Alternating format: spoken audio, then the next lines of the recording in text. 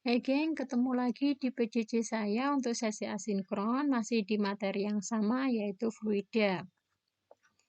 Nah, pada video kali ini kita akan membahas apa? Silahkan perhatikan pada peta konsep berikut ini.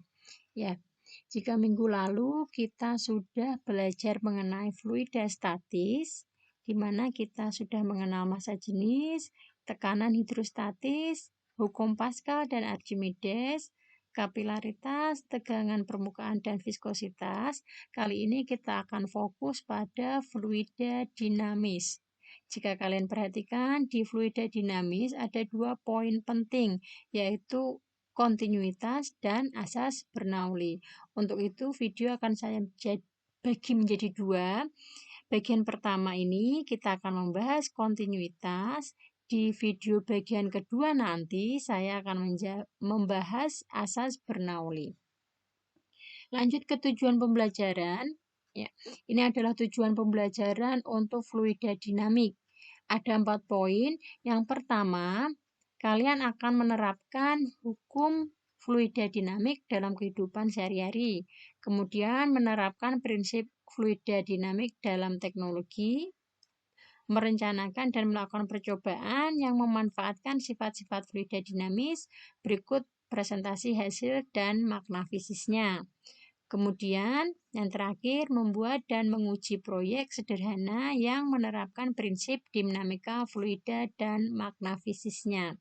Hanya pada poin 4.3 dan 4.4 beberapa akan saya skip, ya. Saya akan langsung ke presentasi hasil dan makna fisisnya. Ini yang nanti kalian harus lakukan.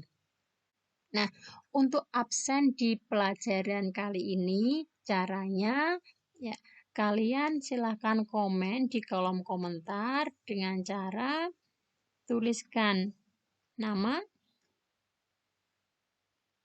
kelas, nomor absen, dan tulisan hadir. Semisal kalian tulis di kolom komentar nama kalian, misal Nawang Sari, 11 MIPA 4, nomor 16, hadir. Nah, jadi absen kita kali ini ya akan saya cek melalui kolom komentar. Kita lanjutkan ke slide berikutnya. Kita akan mengenal fluida dinamis melalui ciri-cirinya, yaitu ada 4 ciri-ciri utama fluida dinamis. Yang pertama, alirannya tuna atau steady, yaitu kecepatan setiap partikel fluida pada satu titik tertentu adalah tetap, baik besar maupun arahnya. Aliran tuna terjadi pada aliran yang pelan. Jadi, aliran tuna itu kalau kalian membayangkan, itu seperti aliran sungai yang tanpa gangguan. Ya, aliran sungai yang tanpa gangguan. Gangguannya seperti apa? Misal ada hujan, ada banjir, luapan air laut, maka kondisi air sungai tersebut tidak lagi tuna atau steady. Bisa diartikan juga ya, ini adalah permanen flow atau alirannya tetap. Di sini poinnya adalah tetap. Lawan tuna apa? Itu adalah unsteady atau aliran tidak permanen.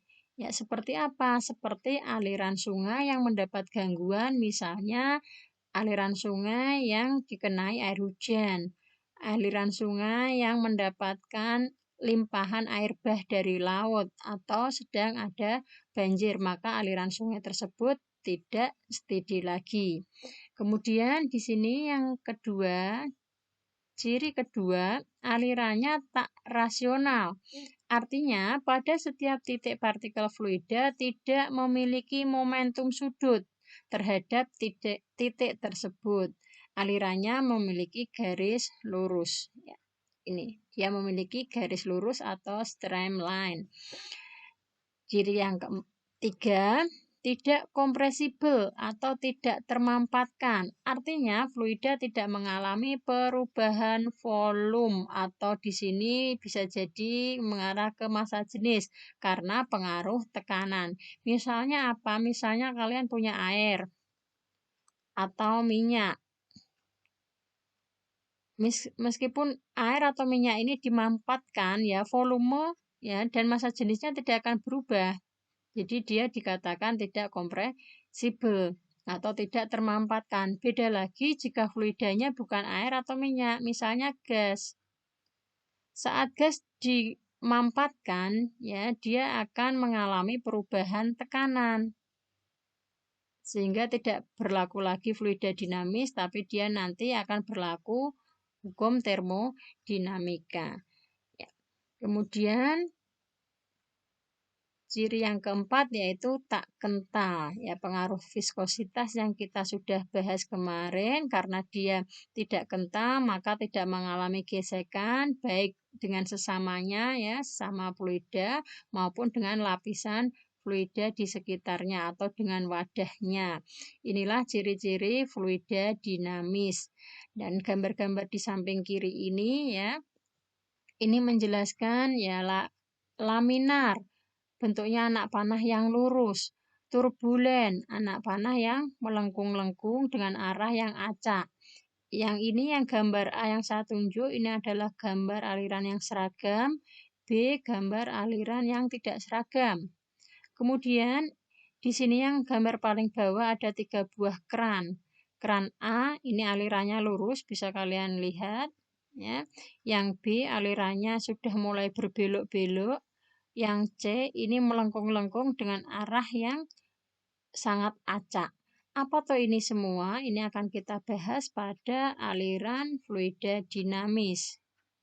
Ya. Silakan diamati gambar berikut. Ya, jadi ini adalah gambar air terjun, gambar pertama. Untuk gambar kedua adalah gambar rokok. Ada 2 aliran pada fluida dinamis, yaitu aliran lurus atau laminer dan aliran yang berputar-putar atau aliran turbulen. Aliran laminer yaitu aliran fluida mulus, lapisan-lapisan yang bersebelahan meluncur satu sama lain dengan mulus. Pada aliran partikel fluida mengikuti lintasan yang mulus dan lintasan ini tidak saling bersilangan.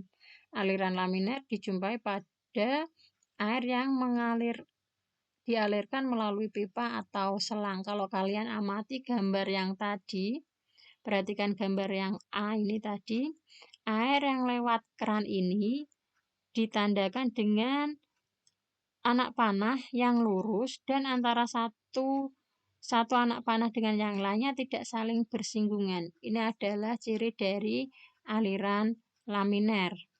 Kemudian yang B dan C ini sudah masuk ke turbulen karena aliran satu dengan yang lainnya sudah mulai bersinggungan, terutama yang C ini sudah mulai membentuk pusaran-pusaran. Kembali ke gambar yang tadi ya. Jadi pada air terjun ini di saat aliran dari atas sampai akan menyentuh permukaan air, ini masih aliran laminer. Ini kita sebutnya menjadi aliran laminer. Ya, ini masih laminer. Tapi jika sudah menyentuh permukaan air, ada cipratan-cipratan, ada aliran-aliran yang melengkung, ini sudah masuk ke turbulen. Ini di mana aliran turbulen yaitu aliran yang ditandai dengan adanya lingkaran-lingkaran tak menentu dan menyerupai pusaran. Aliran turbulen sering dijumpai di sungai-sungai dan selokan-selokan. Ini juga dijumpai pada asap rokok. Pada awal ini, kalau kalian perhatikan, ini masih laminar. Tapi pada area sini, di mana sudah terbentuk aliran melingkar-lingkar di sini, ini sudah masuk ke turbulen. Nah, kita lanjut ke slide berikutnya. Kita sudah mengenal aliran laminar dan turbulen, kita saksikan dulu video berikut ini.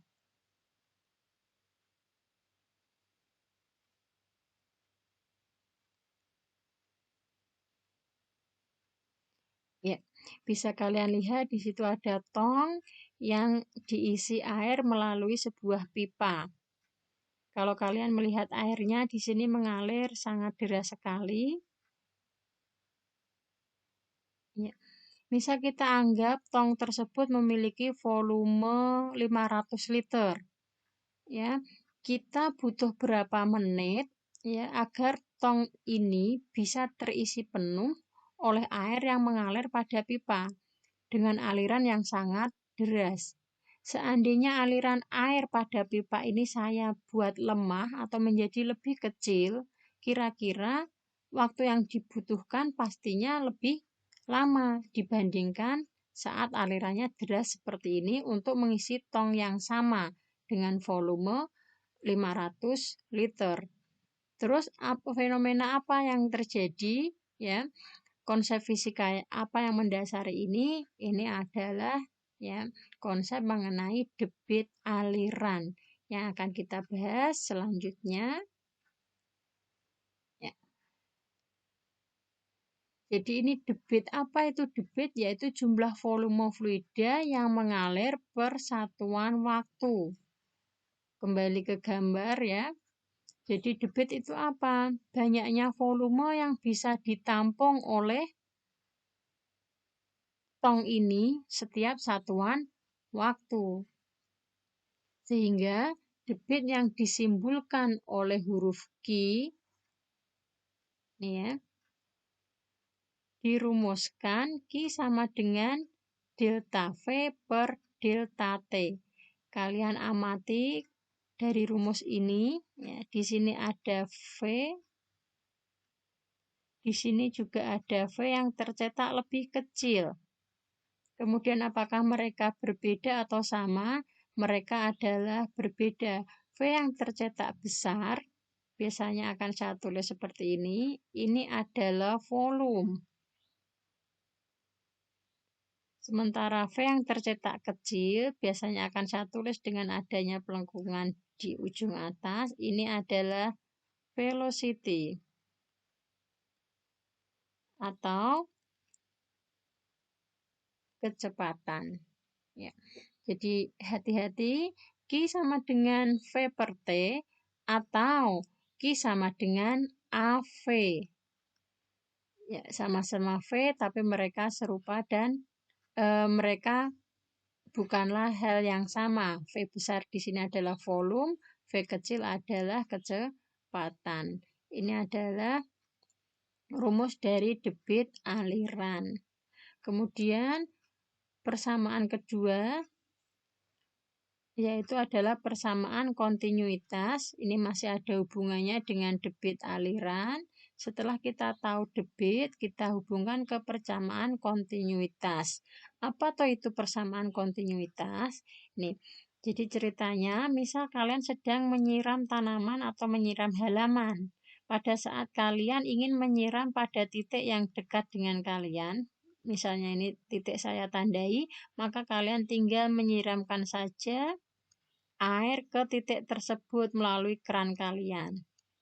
Lalu apa yang akan kalian lakukan jika yang kalian akan siram itu berada pada di titik yang sangat jauh dengan kalian? Misal kalian berdiri di tanda pink ini ya. Untuk mencapai titik pertama kalian asal semprotkan saja selangnya. Maka titik tersebut akan tersiram. Bagaimana jika titiknya itu berada pada posisi yang sangat jauh dengan kalian? Biasanya kalian akan menekan ujung keran ini dengan tangan kalian sehingga air akan menyembur ke titik yang lebih jauh. Nah, konsepnya apa? Dengan memencet ujung keran ini atau ujung selang, maka luasan dari permukaan selang ini akan menjadi lebih kecil. Jika luasan ujung selang ini menjadi lebih kecil, maka V-nya akan membesar sehingga bisa mencapai jarak yang lebih jauh. Kenapa seperti ini? Karena Q di titik 1 itu sama dengan Q di titik 2. Itulah persamaan kontinuitas. Q dimanapun itu selalu konstan. Misalnya selangnya saya bentuk seperti gambar ini ya, biar mudah diamati. Ini selang sebelum dipencet. Misalnya ini selang untuk titik yang pertama. Ini selang untuk titik yang kedua. Maka Q di saat selang pertama akan sama dengan Q saat di selang yang kedua. Meskipun kondisi ujung selang ya dipencet sehingga mempengaruhi luasan dari permukaan selang. Di sini persamaan kontinuitas menunjukkan Q1 sama dengan Q2. Kita akan menuju ke latihan soal. Nah, Ahmad mengisi ember yang memiliki kapasitas 20 liter dengan air dari sebuah kran seperti gambar berikut. Jika luas penampang kran dengan diameter D2, kalau ini D1 ya, berarti D2-nya ini itu 2 cm persegi dan kecepatan air di kran adalah 10 meter per sekon. Tentukan yang A debit air, yang B waktu yang dibutuhkan Ahmad untuk mengisi ember. Kita akan coba. Di sini kita tulis dulu yang diketahui. Pertama, ya, ember memiliki kapasitas 20 liter. 20 liter di sini adalah volume, yaitu 20 liter. 20 liter sama dengan 20 desimeter kubik. Kita harus konversi dulu ke meter kubik. Ya, karena naik satu tingkat berarti menjadi 20 kali 10 pangkat min 3. Karena di sini 3 dimensi ya, meskipun naik satu tingkat, di sini pangkatnya tetap 3. Kemudian di sini luas penampang, ini adalah A ya, A-nya sama dengan 2 cm persegi. Kita juga akan konversi ke meter persegi. Ini naik 2 karena dia 2 dimensi sehingga menjadi 2 kali 10 pangkat min 4. Lanjut, di sini ada kecepatan. Ingat, kecepatan berarti V kecil. V kecil di sini adalah 10 meter per sekon. Ditanya yang A itu debit, itu Q ya.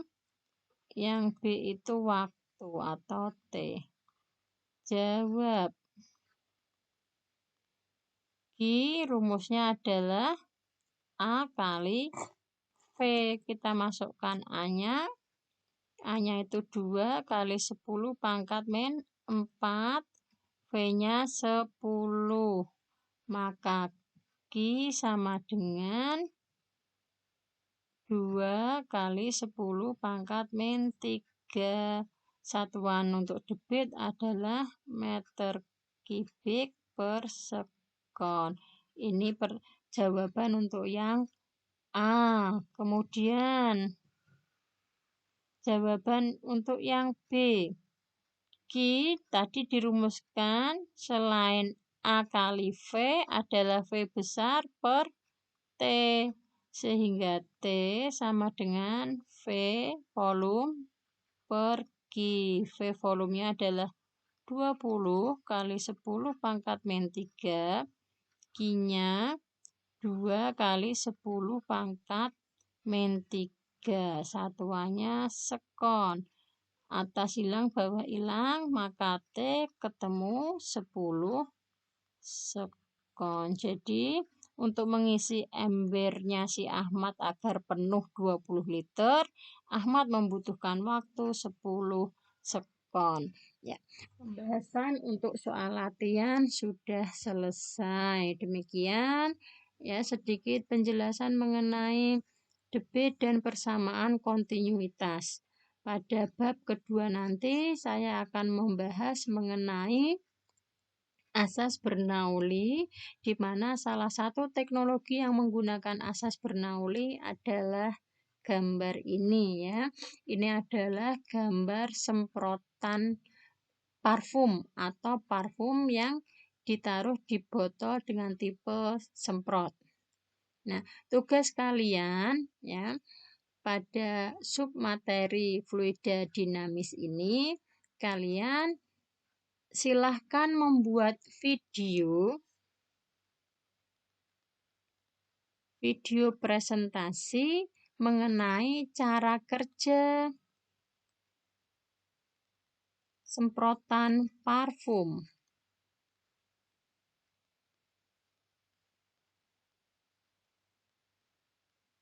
Ya. Tugasnya adalah membuat video cara kerja semprotan parfum. Jadi silahkan kalian merekam diri kalian sendiri pada saat kalian menerangkan cara kerja semprotan parfum dengan durasi antara 4 sampai 6 menit. Boleh original, boleh diedit, semakin baik, semakin bagus ya. Kemudian kalian upload ke folder Google Classroom yang akan saya sediakan. Ya, sekian dulu video di bagian pertama. Kita akan lanjutkan untuk asas Bernoulli-nya di video bagian kedua. Terima kasih.